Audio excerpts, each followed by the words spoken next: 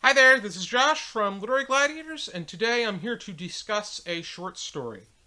The short story that I will be discussing is one of the most infuriating things that I have read.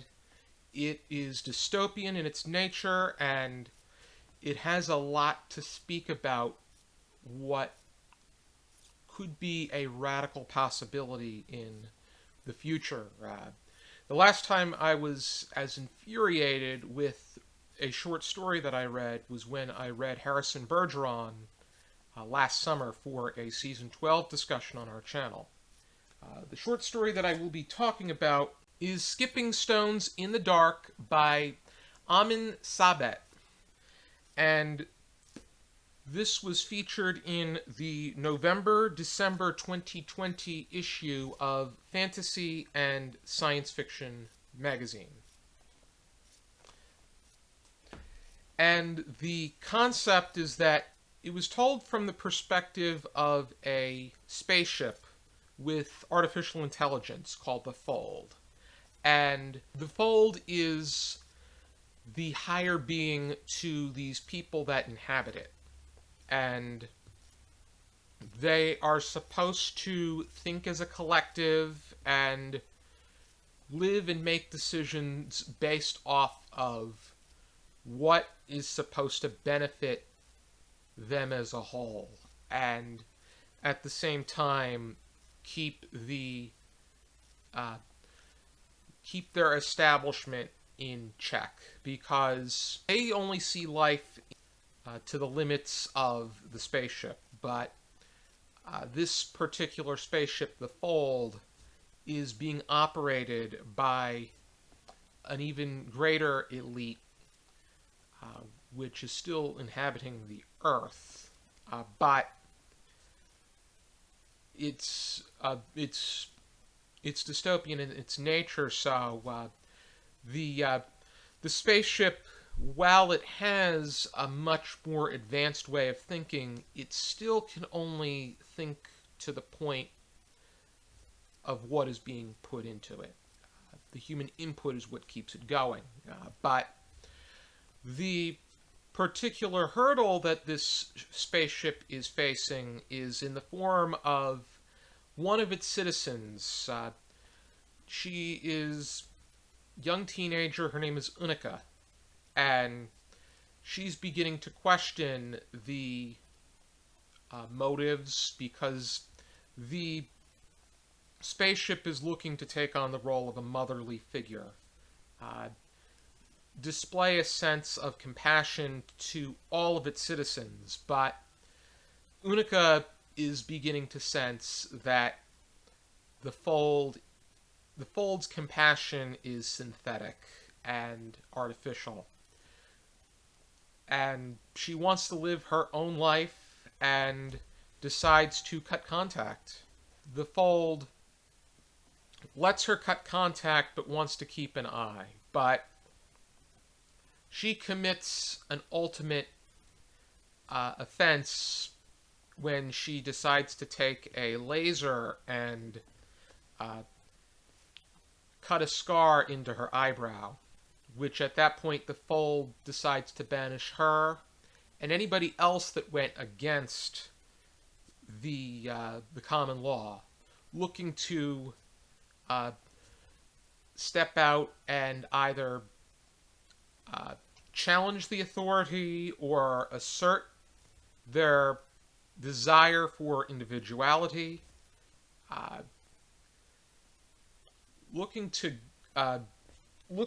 engage in their sense of free will.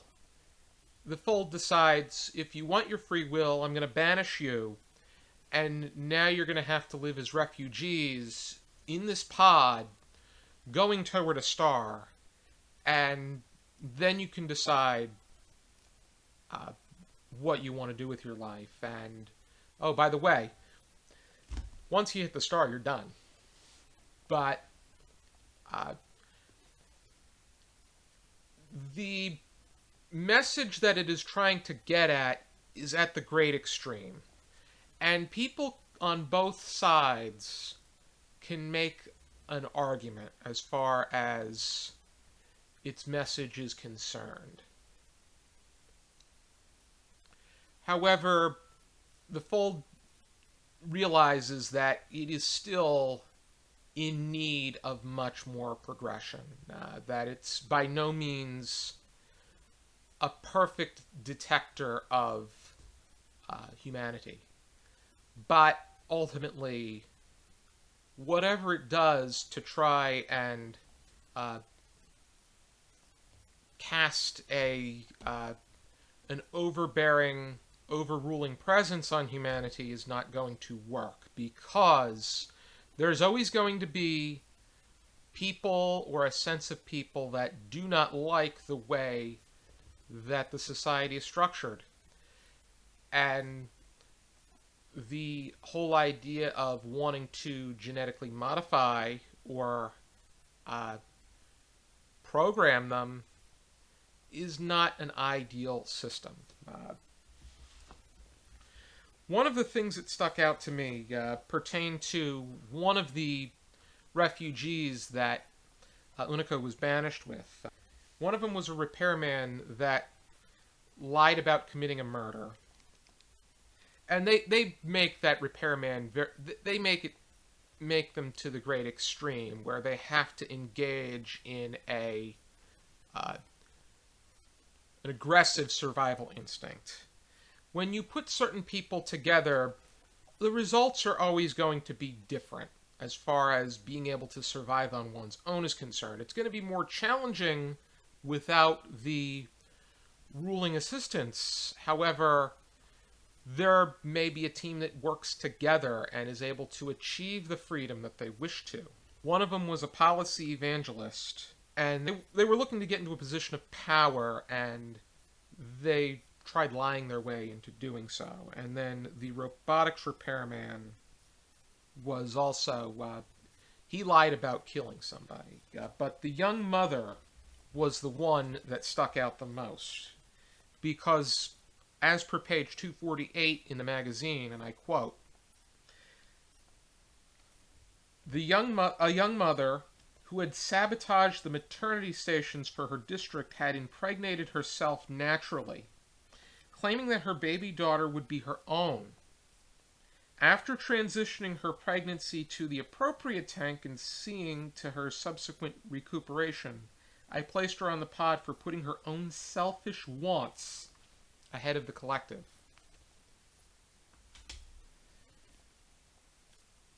Individuality equaling selfishness and freedom equaling selfishness as a way of thought is a very dangerous way of thinking. There are some people that will do dangerous things because they make up those excuses, but that's not what it comes down to. What it ultimately comes down to is the ruling class making up those explanations in order to strengthen their threshold on obtaining subservience and control the people under it. And this really brings up the argument about reproductive rights, too, because the young mother felt that she should have control of her body, which she should, as far as being able to have the child that she wants is concerned, want an authentic, natural child. I think another example would be, as much as you don't want to compare people to objects, it would be like saying that you want to grow your own vegetables or fruits naturally. You want to grow your plants naturally without the interference of the authorities, because you don't know what they're putting into it. They may be with all of the genetically modifying of what we eat.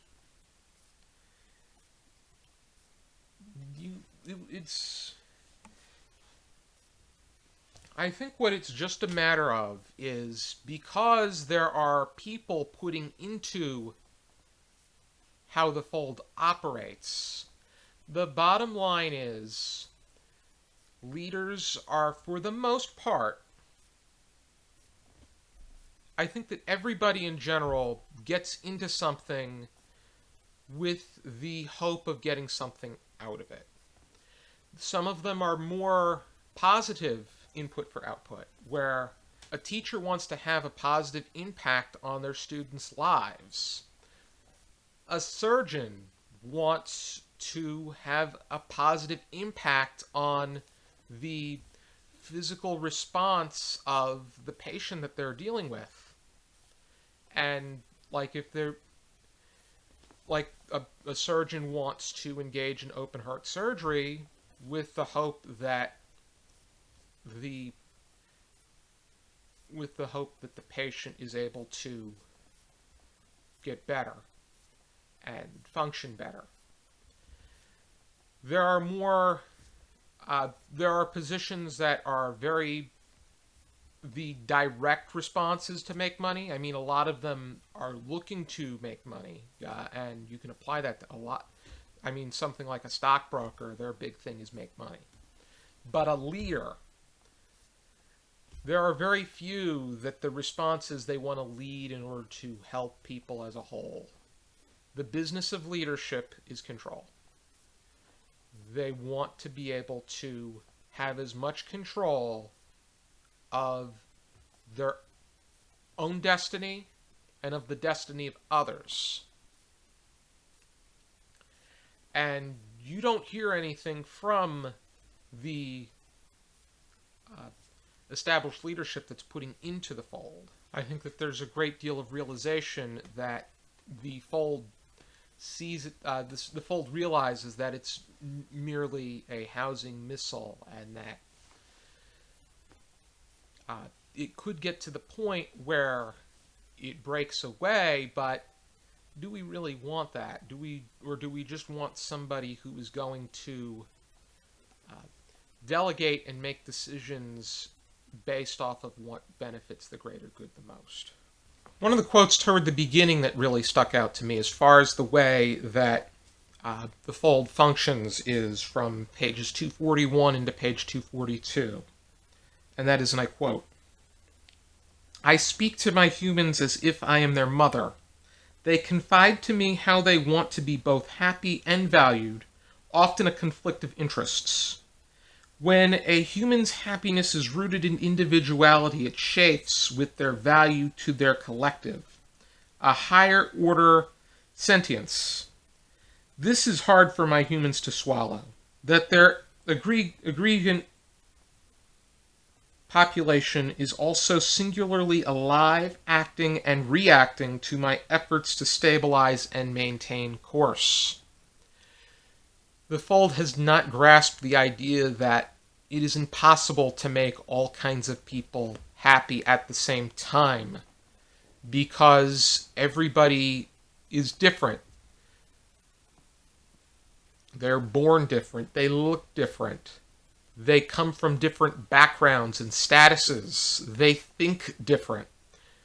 The most important being that they think different, because not everybody thinks the same. And that, in a way, even if it creates a bit of a challenge in being able to make everybody happy, it's also what makes them unique and be able to contribute something different to the world, because we need different kinds of minds as far as making a society work and function properly is concerned. Human nature is very complicated. Of all species, it is very complicated, and the fold has had issues being able to grasp the consistency of their needs and wants. And especially the fact that humans, they want to be included, but yet they also want to be special and recognized for what makes them individuals. And there are good things to that. I think that positive incentive is what drives them even further. And I think that's something that we need to encourage. When there are negative aspects, they need to be addressed individually, and you have to be able to see each circumstance accordingly. But the fold is artificial intelligence, so It's not going to have that way of thinking. And in this dystopia, the humans that are inputting into it have greater and, in their own sense, more selfish desires. It is the ruling class putting into the fold that is ultimately the greatest degree of selfishness, and not the people that are just looking for basic individuality and free will. I think that the one thing to really keep in mind when it comes to reading this is that we are only getting the perspective of the fold. It would be very interesting to get the perspective, especially of Unica, as far as what is she thinking and how is she seeing this dystopia taking place around her. Her whole life being set in this spaceship. And one misstep and she is banished as a refugee. I think that somebody living in this world, it would be interesting to see their perspective, but on the other hand, I can also see the fold as the middle being able to getting it from their point of view. What we need now is the point of view of a dystopian work from the point of view of somebody who is either instigating or ruling within the dystopia.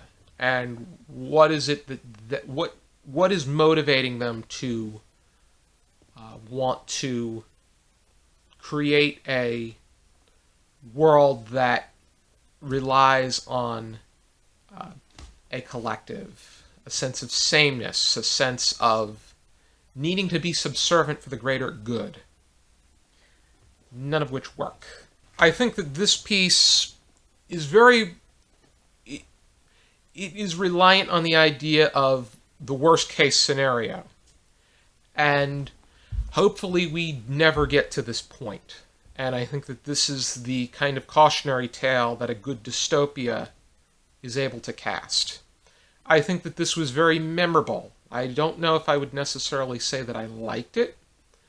I think that it was very message-driven and really made you think about the whole idea of collectivism to its extreme.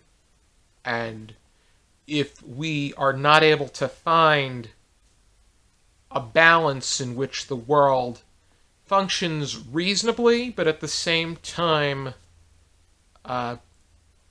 allows people to make the decisions that they intuitively know are best for their own circumstances and for the circumstances of their immediate loved ones. I think that not being able to find that balance will result in something of... it could, to its greatest extreme, result in something like this, and we do not want that. But I think that people should have the ability to make their own choices as long as they are not deliberately or intentionally hurting other people in the process.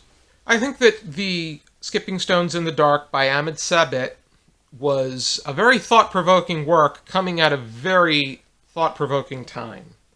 And I'm pretty pleased with what I have come across thus far in fantasy and science fiction magazines. I would like to read more of the issues that I have, and I think that it is definitely worth looking into this piece as well and thinking about it. But I want to thank everybody for tuning in to this discussion. And if you like what you see, please support our channel on Patreon. For the money that we make will allow us to provide you, the viewers, with even more great content. For now, and as always, I encourage you to keep reading.